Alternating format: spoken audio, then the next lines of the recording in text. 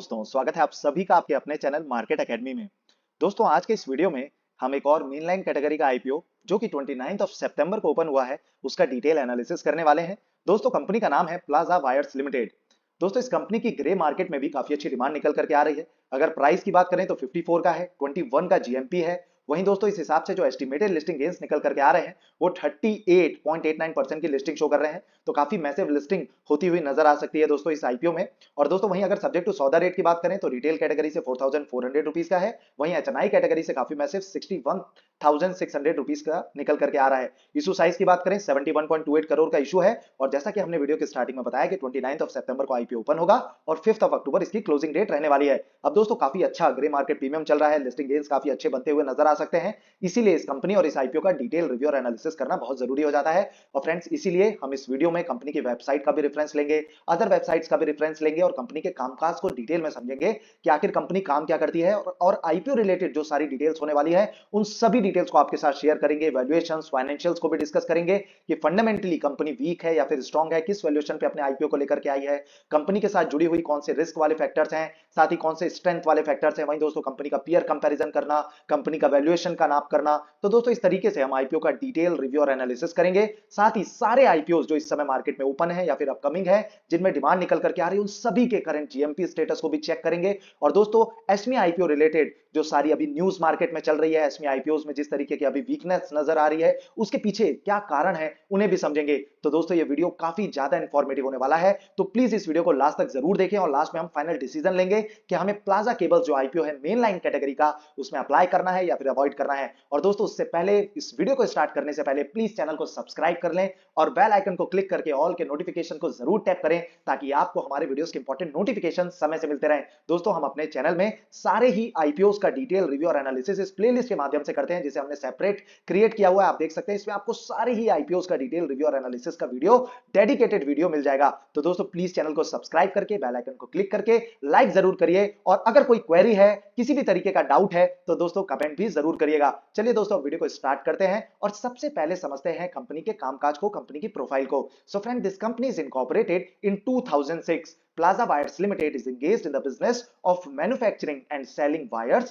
and selling and marketing LT aluminum cables and fast moving electrical goods under its flagship brand Plaza Cables and home brand such as Action Wires and PCG. तो normally दोस्तों, company का जो business है वो कुछ इस तरीके का निकल करके आ रहा है कि केबल्स और वायर्स की मैन्युफैक्चरिंग और सेलिंग का मेनली कंपनी काम करती है। साथ ही जिन ब्रांड्स के through in electrical appliances and goods को सेल किया जाता है वो प्लाजा केबल नाम से, एक्शन वायर नाम से और पीसीजी नाम जो कि एक ब्रांड है उसके थ्रू सेल किए जाते हैं। एंड दोस्तों, Plaza wires was originally incorporated as Navratna wire and the key products in the wire and cable segment includes house wire, single and multicolor round flexible industrial cable and industrial cable for submersible pumps and Motors. तो दोस्तों, mainly different different तरीके के, जिस तरीके के wires and cables घर के बनाने वक्त यूज होते हैं या फिर इंडस्ट्रीज में यूज किए जाते हैं या अदर जिस भी सेगमेंट में यूज होते हैं, सभी तरीके के केबल वायर्स वगैरह की मैन्युफैक्चरिंग का काम कंपनी करती है। साथ ही आप देख सकते हैं LAN network cables, close circuit television cable, solar cable, PVC insulated tape, PVC conducting pipe and accessories. तो इस तरीके के जो डिफरेंट प्रोडक्ट्स हैं उनकी मैन्युफैक्चरिंग का काम भी कंपनी करती है। चलिए अब प्रोडक्ट सेगमेंट्स को और भी डिटेल में समझने के लिए कंपनी की वेबसाइट का भी रेफरेंस ले लेते हैं। तो इसमें आप देखेंगे कि mainly plaza cables, action cables, plaza fans, immersion heaters and irons, PCG products. तो इन जो अलग अलग आप कह सकते हैं कि सेगमेंट्स ऑफ प्रोडक्ट्स की मैन्युफैक्चरिंग व सेलिंग का काम कंपनी करती है। और इसमें मेनली जो रिवेन्यू कंपनी जुटा पाती है, जो रिवेन्यू कंपनी जनरेट करती है, 90% का वो आता है प्लाजा केबल से।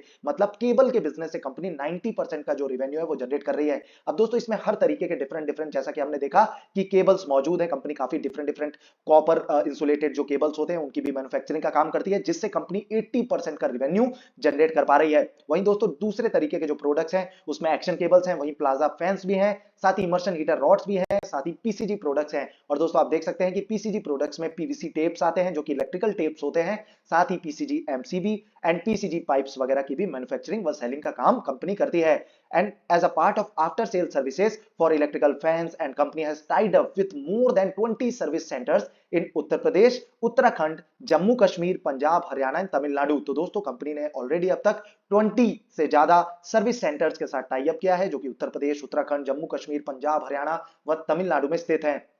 एंड दोस्तों, अब जो बाकी जो डिटेल्स हैं फंडामेंटल्स ऑफ फाइनेंशियल्स की, इनको हम आगे चल करके जो फंडामेंटल्स ऑफ फाइनेंशियल्स हैं उनमें डिस्कस करेंगे, और भी जो कंपनी की वेबसाइट रिलेटेड डिटेल्स हैं उन्हें डिस्कस कर लेते हैं। तो दोस्तों इस तरीके की कुछ कंपनी की वेबसाइट निकल करके आ रही है। आप देख सकते हैं कि कंपनी के पास एक मैन्युफैक्चरिंग यूनिट है, टोटल 7 प्लस आप कह सकते हैं कि ब्रांच ऑफिसेस हैं, और वहीं 100 प्लस चैनल पार्टनर्स है कंपनी के पास। तो काफी अच्छा distributing network already company hold करती है, जो कि काफी पॉजिटिव पॉइंट है।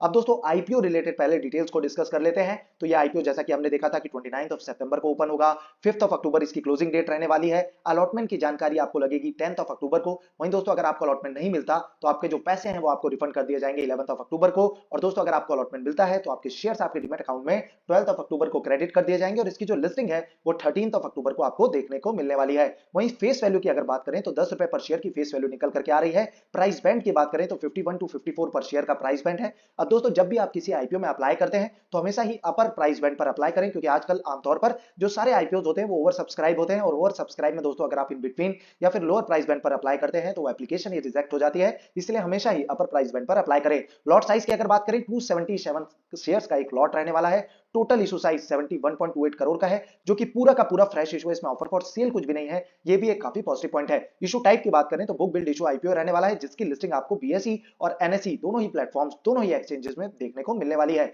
अगर रिटेल कैटेगरी से इस आईपीओ में इस पर्टिकुलर इशू में अप्लाई करना चाहते हैं तो आपको एक लॉट के लिए अप्लाई करना होगा। शेयर्स हो जाएंगे 277, अमाउंट हो जाएगा 14,958 रुपीज का। वहीं दोस्तों रिटेल कैटेगरी से जो मैक्सिमम लिमिट होती है वो 2 लाख रुपए की होती है। पर दोस्तों आप 13 लॉट्स के लिए इस पर्टिकुलर इशू में अप्लाई करें, 4 या 5 लॉट के लिए अप्लाई करें, या 1 लॉट के लिए अप्लाई करें। अब दोस्तों इसमें ही सबसे बड़ा खेल होता है। कुछ लोग ऐसे होते हैं 4-5 लॉट के लिए अप्लाई करते हैं, मैक्सिमम लॉट्स के लिए अप्लाई करते हैं किसी पर्टिकुलर कैटेगरी से। पर दोस्तों ध्यान रखिए, जब भी किसी कैटेगरी से आप अप्लाई करते हैं तो मिनिमम लॉट्स के लिए अप्लाई करें, क्योंकि जो सेबी के न्यू रूल्स हैं उसके तहत अगर आप कोई भी आईपीओ ओवर सब्सक्राइब होता है तो उसमें जो मिनिमम लॉट्स होते हैं वही आपको अलॉट किए जाएंगे। चाहे आप 4-5 लॉट के लिए अप्लाई करें, 13 लॉट्स के लिए अप्लाई करें, आपको अगर अलॉटमेंट मिलती भी है तो 1 लॉट ही आपको अलॉट किया जाएगा, ताकि मैक्सिमम शेयर होल्डर्स हो कंपनी के और मैक्सिमम लोगों तक वो जो प्रॉफिट है वो पहुंचाया जा सके। इसीलिए दोस्तों सेबी के न्यू रूल्स हैं और उसी के तहत मिनिमम जो लॉट्स हैं उसमें ही आप बिडिंग करें। स्मॉल एचएनआई कैटेगरी से करना है तो 14 लॉट्स के लिए अप्लाई करें। शेयर्स हो जाएंगे 3,878, अमाउंट हो जाएगा 2,09,412 रुपीज का। वहीं बिग एचएनआई कैटेगरी से अप्लाई करना चाहते हैं तो शेयर्स हो जाएंगे 67, शेयर 67 लॉट्स हो जाएंगे। शेयर्स हो जाएंगे 18,559, अमाउंट हो जाएगा दोस्तों 10,02,186 रुपए का। अब दोस्तों इससे रिलेटेड भी काफी सारे डाउट्स आते हैं कि अगर 10 लाख रुपए के ऊपर से हम अप्लाई कर रहे हैं, मतलब बिग एचएनआई कैटेगरी में अप्लाई कर रहे हैं, तो जो अलॉटमेंट होगी वो 10 लाख रुपए के जो शेयर्स हैं वो मिलेंगे, मतलब 67 लॉट्स की अलॉटमेंट होगी या फिर 14 लॉट्स की होगी। तो दोस्तों चाहे आप बिग एचएनआई कैटेगरी से अप्लाई करें या एचएनआई कैटेगरी से अप्लाई करें, आप आएंगे एचएनआई कैटेगरी में। एचएनआई कैटेगरी होती है हाई नेटवर्थ इंडिविजुअल्स की एक कैटेगरी, और आपको जो शेयर्स अलॉट किए जाएंगे वो 14 लॉट्स ही अलॉट होंगे, और साथ ही जो अमाउंट ऑफ शेयर्स होंगे, जो अमाउंट होगा उन शेयर्स का वो होगा 2,09,412 रुपीज का ही। अब दोस्तों क्यों फिर बिग एचएनआई कैटेगरी से लोग अप्लाई करते हैं, क्यों 10 लाख से ज्यादा का अमाउंट के लिए अप्लाई करते हैं, क्यों ना वो 14 लॉट्स के लिए अप्लाई करते हैं? तो इसका रीजन ये है कि बिग एचएनआई कैटेगरी से अगर आप अप्लाई करते हैं तो आपको 10% का जो रिजर्वेशन है वो मिलता है, और स्मॉल एचएनआई कैटेगरी का जो रिजर्वेशन होता है वो 5% का होता है। तो ऑलमोस्ट 2 गुना चांसेस होते हैं, जो अलॉटमेंट के चांसेस होते हैं वो काफी ज्यादा होते हैं बिग एचएनआई कैटेगरी में। वहीं दोस्तों जो सब्सक्रिप्शन भी आता है वो बिग एचएनआई कैटेगरी में स्मॉल एचएनआई कैटेगरी के कंपैरिजन में थोड़ा सा कम होता है, इसलिए भी अलॉटमेंट के चांसेस और ज्यादा बढ़ जाते हैं। तो अगर अलॉटमेंट के वो चांसेस और प्रोबेबिलिटी को आप बढ़ाना चाहते हैं तो आप बिग एचएनआई कैटेगरी से अप्लाई कर सकते हैं, अगर आपके पास 10 लाख से ज्यादा का अमाउंट है। वहीं अगर आप स्मॉल एचएनआई कैटेगरी से अप्लाई करते हैं तो 14 लॉट्स के लिए अप्लाई करें, ऐसा ना कि 66 लॉट्स के लिए अप्लाई कर दिया। वहीं रिटेल कैटेगरी से अप्लाई करते हैं तो 1 लॉट के लिए अप्लाई करें, और अगर प्रोबेबिलिटी उसको इंक्रीज करना है तो दोस्तों डिफरेंट पैन कार्ड होल्डर्स के डीमैट अकाउंट से अप्लाई करें, तो उससे आपके जो चांसेस हैं वो भी बढ़ते हैं।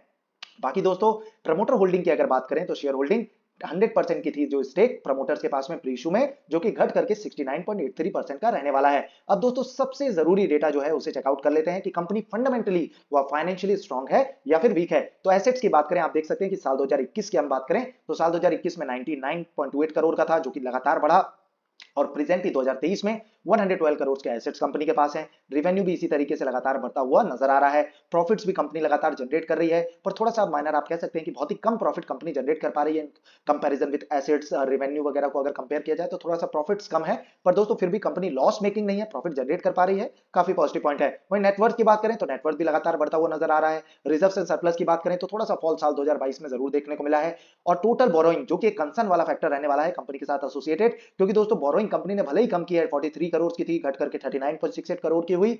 वहीं दोस्तों क्योंकि अगर आप देखें एसेट्स, रेवेन्यू, वहीं इक्विटी के साथ इसको अगर कंपेयर करते हैं तो कंपनी के पास जो डेट है वो काफी ज्यादा है। डेट टू इक्विटी रेशियो भी आप चेकआउट कर सकते हैं, 0.75 का निकल करके आ रहा है, जो कि अपने आप में काफी ज्यादा है। तो ये कंसर्न वाला फैक्टर कंपनी के साथ जुड़ा हुआ है। वहीं मार्केट कैप की बात करें तो 236.26 करोड़ के मार्केट कैप वाली कंपनी है। तो दोस्तों इस तरीके के तो आजकल के एसएमई आईपीओज आ रहे हैं, वही इशू साइज भी काफी छोटा है, तो हो सकता है कि इसमें डिमांड बढ़ती हुई नजर आए, और अगर डिमांड आती है तो दोस्तों काफी अच्छे लिस्टिंग गेज भी मिल सकते हैं। पर दोस्तों लॉन्ग टर्म के लिए अगर बात की जाए तो इसके लिए हमें काफी चीजें देखनी होंगी। और दोस्तों क्योंकि इस सेक्टर को बिलोंग करने वाली काफी बड़ी ऐसे जाइंट्स प्लेयर हैं, जैसे पॉलीकैब है, अभी रिसेंटली आरआर केबल भी लिस्ट हुआ था। अब दोस्तों वो काफी मैसिव प्लेयर्स हैं इस पर्टिकुलर सेक्टर को जो कि कैटर करते हैं, तो इसीलिए दोस्तों काफी ज्यादा कंपटीशन कंपनी को आगे चल करके फेस करना होगा। और वहीं दोस्तों जो प्रॉफिट्स हैं वो बहुत ज्यादा बढ़ते हुए भी नजर नहीं आए हैं, माइनर प्रॉफिट्स बढ़ते हुए नजर आ रहे हैं, साथ ही काफी कम प्रॉफिट्स कंपनी जनरेट कर पा रही है। तो दोस्तों इसको थोड़ा सा समय देना होगा, कुछ क्वार्टर्स के लिए वेट करना होगा। लॉन्ग टर्म के डिसीजन को अभी पेंडिंग पे रखते हैं, पर लिस्टिंग गेन्स के लिए जरूर हम आगे चल करके इस वीडियो में फाइनल डिसीजन लेंगे कि लगाना है या फिर अवॉइड करना है। वहीं दोस्तों एक और सबसे जरूरी जो डेटा होता है वो है पी रेशियो। पी रेशियो से हमें जानकारी मिलती है वैल्यूएशन की। तो दोस्तों इसका जो पी रेशियो है वो है 20.73 टू 21.95 के अप्रॉक्स, और इस हिसाब से दोस्तों अगर इसके सेक्टर को बिलोंग करने वाली जो बाकी पीयर कंपनीज है उसे कंपेयर किया जाए तो कॉर्ड्स केबल इंडस्ट्रीज का है 16 का, वहीं जो बाकी कंपनीज है उनका है 24.18, 25.55, 32.22, वहीं 23.75 का। तो दोस्तों इससे आप कंपेयर कर सकते हैं कि बहुत ही ना ज्यादा चीप वैल्यूएशन पे, ना ही बहुत ही ओवर प्राइस्ड ये आईपीओ है, बहुत ही रीजनेबल वैल्यूएशन पे कंपनी अपने आईपीओ को लेकर के आई है। यहाँ कोई चीप वैल्यूएशन पे भी नहीं है कि बहुत मैसिव लिस्टिंग गेन्स होंगे, पैसा डबल हो जाएगा, ऐसा भी कुछ नहीं है। पर दोस्तों ऐसा भी नहीं है कि बहुत ही ओवर प्राइस्ड ये आईपीओ निकल करके आ रहा है। सेक्टर को और जो इंडस्ट्रियल पी है उसके कंपेरिजन में काफी रीजनेबल वैल्यूएशन पे कंपनी अपने आईपीओ को लेकर के आई है। वहीं आरओई और आरओसी जो कंपनी ऑफर करती है वो है 14.15 और 15.57 का, अर्निंग पर शेयर 2.46 का है, रिटर्न ऑन नेटवर्थ 14.16% का निकल करके आ रहा है। ऑब्जेक्ट्स ऑफ द इशू की बात कर लेते हैं तो पहला पॉइंट जो कंपनी ने दिया है वो है funding the capital expenditure towards setting up new manufacturing unit for house wires, fire resistance wires, cable, aluminium cables and solar cable to expand product folio, funding the working capital requirements of the company and general corporate purposes. तो दोस्तों इस तरीके का कुछ objects निकल करके आ रहा है। मेनली कंपनी एक और मैन्युफैक्चरिंग यूनिट लगाने जा रही है, एक्सपेंड करने जा रही है खुद के बिजनेस को, ये काफी पॉजिटिव पॉइंट है। वहीं दोस्तों अगर सब्सक्रिप्शन डेटा की बात करें तो अभी क्यूआईबीज की तरफ से कोई भी डिमांड निकल करके नहीं आई है। एचएनआईज ने इसे अभी से 4.80 टाइम सब्सक्राइब कर दिया, और सब्सक्रिप्शन देखने को मिला है। बिग एचएनआई कैटेगरी की बात करें 3.51 टाइम्स, स्मॉल एचएनआई कैटेगरी में 7.37 टाइम्स। वहीं दोस्तों रिटेल कैटेगरी में काफी मैसिव सब्सक्रिप्शन आता हुआ नजर आ रहा है, 27.28 times already IPO over subscribe हो चुका है। टोटल सब्सक्रिप्शन की बात करें तो 4.80 टाइम्स का अभी निकल करके आ रहा है, जबकि दोस्तों इसकी जो लास्ट डेट है वो 5 अक्टूबर रहने वाली है। अब दोस्तों आईपीओ रिलेटेड जो स्ट्रेंथ वाले फैक्टर्स हैं और जो रिस्क वाले फैक्टर्स हैं उन्हें जानना बहुत ही जरूरी होता है, और ये वीडियो का बहुत ही इंपॉर्टेंट पार्ट होता है। तो स्ट्रेंथ में है दोस्तों the company is ISO certified, the company product folio is focused on various customer segments and markets, it has a large distribution network, जो कि इस तरीके की जो कंपनी है उनमें काफी मेजर रोल प्ले करता है। एंड फोर्थ है highly experience management team and employ base, जो कि काफी पॉजिटिव पॉइंट है। फिफ्थ है planning to enhance its position in wires and cable industries. And दोस्तों जिस तरीके से हमने देखा था कि कंपनी का मेनली 80 to 90% का जो रेवेन्यू है वो वायर्स एंड केबल से ही आता है, तो इस सेगमेंट को जब कंपनी इनहेंस करना जा रही है, एक और मैन्युफैक्चरिंग यूनिट लगाने जा रही है, तो उससे कंपनी काफी ज्यादा रेवेन्यू और प्रॉफिट्स और भी जनरेट कर पाएगी, जो कि काफी स्ट्रेंथ और पॉजिटिव पॉइंट कंपनी के लिए निकल करके आ रहा है। अब दोस्तों रिस्क को भी जानना उतना ही जरूरी होता है जितना स्ट्रेंथ को। तो सबसे जरूरी जो एक रिस्क वाला फैक्टर हमने पता किया था वो है दोस्तों की कंपनी के ऊपर डेट काफी ज्यादा है और काफी मैसिव कंपटीशन कंपनी को फेस करना होगा, क्योंकि दोस्तों कंपनी के साथ साथ इसी सेक्टर को बिलोंग करने वाली काफी मैसिव कंपनीज ऑलरेडी मार्केट में लिस्ट हैं। एंड और भी जो पॉइंट्स है वो है इनएडिक्वेट और uninterrupted supply and price fluctuations of raw material and packaging materials could adversely affect the business. अब दोस्तों इस तरीके का जो बिजनेस होता है वो प्लास्टिक रिलेटेड, आप देख सकते हैं कि कॉपर वायर्स बनते हैं, तो कॉपर के जो प्राइस है उस पर काफी ज्यादा निर्भर करता है। तो अगर रॉ मटेरियल का प्राइस में कुछ भी फ्लक्चुएशन होता है तो वो फाइनेंशियल्स में काफी ज्यादा अफेक्ट डाल सकता है। And higher working capital requirements, operate in intensely competitive and fragmented industry. Fourth है dependent on sales of wires and cables product for revenue generation. Fifth है negative cash flow in the past. ये एक बहुत ही concern वाला factor है कि company का जो नेट कैश फ्लो है वही नेगेटिव है। तो दोस्तों कुछ इस तरीके के कंपनी के साथ जुड़े हुए स्ट्रेंथ और रिस्क वाले फैक्टर निकल करके आ रहे हैं। अब दोस्तों क्योंकि आईपीओ का जो जीएमपी है वो काफी अच्छा चल रहा है, जबकि दोस्तों इस समय थोड़ा सा आईपीओ मार्केट वीक निकलता हुआ नजर आ रहा है। वहीं दोस्तों इस आईपीओ की जो करंट जीएमपी है वो लगातार बढ़ता जा रहा है, जहां अभी कल तक ये जो जीएमपी है वो 20% के लिस्टिंग गेन शो कर रहा था, अभी ये बढ़ करके 38.89% पर आ गया है। तो दोस्तों हो सकता है कि काफी अच्छे लिस्टिंग गेन इस आईपीओ में बनते हुए नजर आए, पर जो फाइनल डिसीजन है दोस्तों वो 5 अक्टूबर को लिया जाएगा on the basis of subscription status. वैसे दोस्तों अभी सब्सक्रिप्शन काफी अच्छा है, पर क्यूआईबीज ने अभी तक पार्टिसिपेट नहीं किया है, तो जिस तरीके का क्यूआईबीज का जो पार्टिसिपेशन है निकल करके आएगा उसे चेक करेंगे, मतलब सब्सक्रिप्शन स्टेटस को चेक करेंगे। और दोस्तों जैसा कि मैं हर वीडियो में बताता हूं, हर एक आईपीओ के रिव्यू में बताता हूं कि सिर्फ जीएमपी के आधार पर किसी आईपीओ में अप्लाई ना करें। जीएमपी एक फ्लक्चुएटिंग वैल्यू है, वो डिमांड के आधार पर चलती है और एक अनऑफिशियल मार्केट, ग्रे मार्केट के थ्रू कैलकुलेट की जाती है, इसलिए सिर्फ जीएमपी को चेक ना करें, एंकर इन्वेस्टर्स की बुकलिस्ट को चेक करें, सब्सक्रिप्शन स्टेटस को चेक करें, कंपनी के फंडामेंटल्स व फाइनेंशियल्स को चेक करें, साथ ही जीएमपी को भी चेक करें, एक आइडिया जरूर लगता है। तो ये सारा डेटा चेक करके जब खुद का कन्विक्शन हो और अपने फाइनेंशियल एडवाइजर की सलाह के बगैर कभी भी किसी आईपीओ में अप्लाई ना करें। हम दोस्तों फाइनल डिसीजन 5 अक्टूबर को आपको पोस्ट के थ्रू, कम्युनिटी पोस्ट के थ्रू, जो कि हमारा यूट्यूब चैनल के थ्रू अगर आप सब्सक्राइब करते हैं तो आप चेकआउट कर सकते हैं, तो दोस्तों उसके थ्रू आपको अपडेट करेंगे कि हम किस कैटेगरी में और कितने लॉट्स के साथ इस पर्टिकुलर आईपीओ में अप्लाई कर रहे हैं। वहीं दोस्तों चलिए अब सारे ही आईपीओ के करंट जीएमपी स्टेटस को चेकआउट कर लेते हैं। तो प्लाडा इंफोटेक सर्विसेज की बात करें तो 37.50% के एस्टिमेटेड लिस्टिंग्स निकल करके आ रहे हैं। विष्णु सूर्या प्रोजेक्ट्स की बात करें 47.06%। शार्प चक्स एंड एनएसई एसमी कैटेगरी का आईपीओ है उसमें 43.10% के।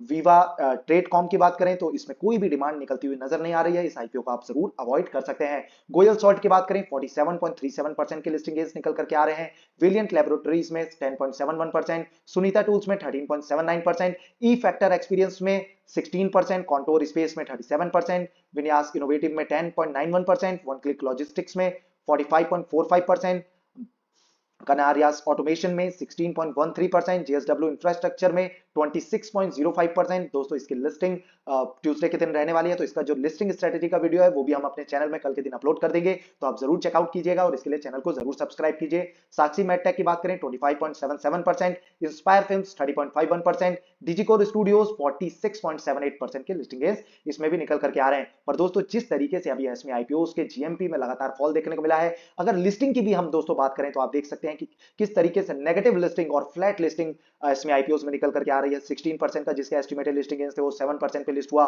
46% वाला 2% पे लिस्ट हुआ। साई सिल्क तो मेनलाइन कैटेगरी का आईपीओ था। वहीं दोस्तों अगर बात करें मधुसूदन मसाला 87% का था, 71% पे लिस्ट हुआ। सेलेकॉर गैजेट 54% का था, 0% फ्लैट लिस्टिंग इसकी हुई। हॉलमार्क 67% से 63% पे हुआ।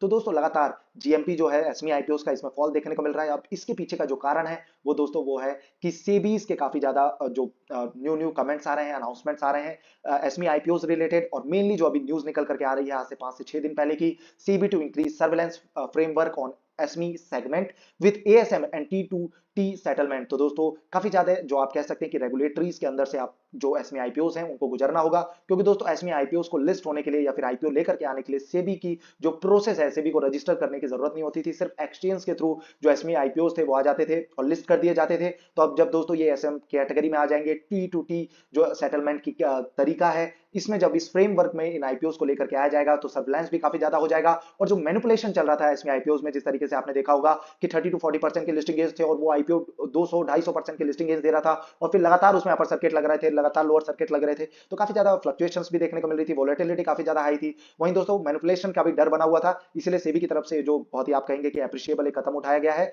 और इस तरीके से आपको जो एक्चुअल डिमांड है जो भी किसी भी आईपीओ में निकल करके आएगी वो पता चल पाएगी कुछ दिन बाद से। तो दोस्तों काफी अच्छा पॉइंट है। पर दोस्तों इस समय एसमी आईपीओस में सतर्क रहने की जरूरत है, जो बहुत ही फंडामेंटली और फाइनेंशियली स्ट्रॉन्ग एसमी कैटेगरी के आईपीओस हैं जिनमें एक्चुअल में जीएमपी अच्छा निकल करके आ रहा है, और 40 to 50% के तो कम से कम ऊपर का जीएमपी होना चाहिए, तभी जाकर के उसमें अप्लाई कीजिए, अदरवाइज जरूर अवॉइड कीजिए। और दोस्तों खुद के कन्विक्शन पर ही अप्लाई करें, ऐसा नहीं कि किसी के वीडियोस के थ्रू या किसी से इंस्पायर होकर के आप किसी आईपीओ में अप्लाई कर दें, क्योंकि जो पैसा लगता है एसमी आईपीओस या फिर आप मेन लाइन कैटेगरी के आईपीओ में लगाएं या चेन्नई कैटेगरी से लगाएं तो दोस्तों काफी ज्यादा पैसा लगता है। तो खुद के ओन कन्विक्शन, खुद की ओन रिसर्च, साथ ही अपने फाइनेंशियल एडवाइजर की सलाह लिए बगैर कभी भी किसी आईपीओ में या फिर किसी भी कंपनी में लॉन्ग टर्म के लिए भी इन्वेस्ट ना करें। बाकी दोस्तों प्लाजा की अगर बात करें तो काफी अच्छा ये आईपीओ अभी तक निकल करके आ रहा है, इस आईपीओ को ट्रैक पर जरूर रखें, और 5 जो अक्टूबर है उस दिन जो कि इसका क्लोजिंग डेट रहने वाला है 1 बजे से पहले ही अप्लाई कर लें, ज्यादा भी लेट ना करें। अगर सब्सक्रिप्शन और भी अच्छा निकल करके आ रहा है, जीएमपी बढ़ रहा है या फिर इसी पर अगर कंसिस्टेंट है तो आप जरूर अप्लाई कर सकते हैं, इसमें जरूर आपको काफी अच्छे लिस्टिंग गेन्स बनेंगे, बनते हुए नजर आएंगे। बाकी दोस्तों किसी भी आईपीओ से रिलेटेड आपको कोई क्वेरी हो,